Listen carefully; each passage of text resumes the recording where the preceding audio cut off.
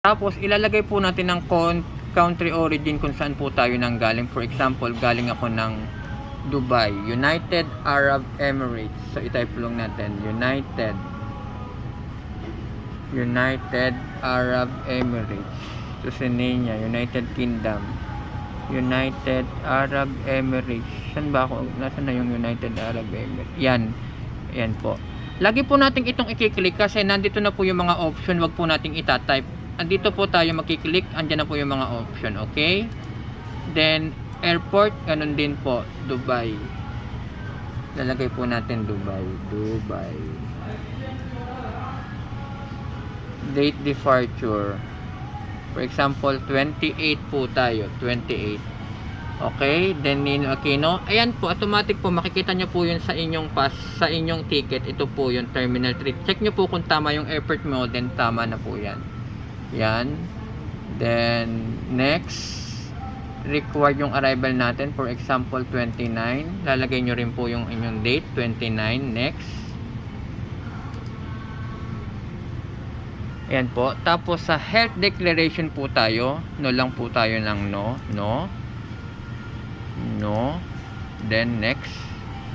Yan po yung sa baggage. Ang paalala ko po sa inyo, basic lang po yung baggage. Pag may mahal lang po tayong mahalagang bagay, yun lang pong i-declare natin. For example, iPhone, mahigit 50,000 pesos yung pera.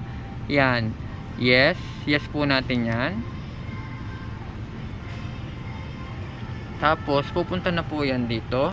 Ilalagay po natin kung ilang bagahe po tayo may dala. So, dalawang bagahe ko.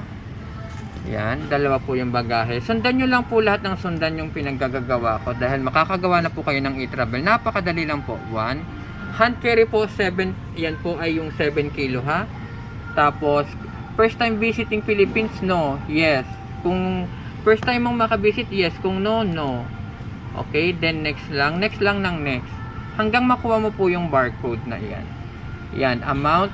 Kung ito po yung declaration po natin. Ayan po yung mga declaration. Bank, kung may pera ka, madali lang pong i-declare yan. Kung yes, ilalagay mo lang yan. No.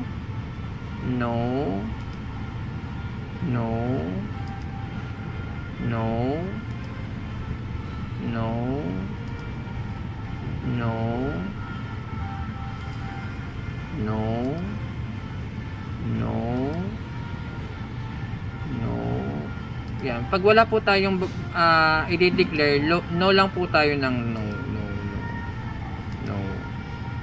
Yan, no. So, next lang po tayo ng next. Yan. After nyan po, may lalabas pong ganyan, signature po natin dito. Signature natin yan dito. Lalagay po tayo ng signature. Yan. Okay. Then, next po tayo. Ayan. Travel. At pag mag-a-add po tayo ng family, dito po tayo mag-a-add. Add family member. Pag wala po, ine-next lang po natin. You have selected yes. O, ayan na po. So, kailangan po, ito po yung mga details po na kailangan po natin. Ayan po.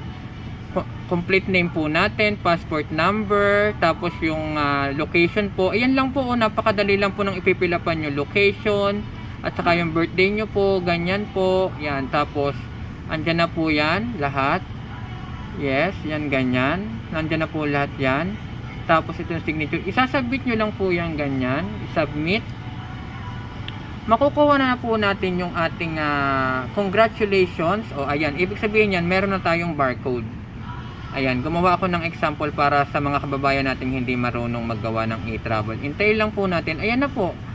Ayan na po yung ating e-travel. Ayan na po yung ipapakita po natin sa airport, yung e-travel pong iyan. Yan, gumawa ko ng sample. Okay? Sana naman po ay may matutunan po kayo sa tutorial kong ito at yan po.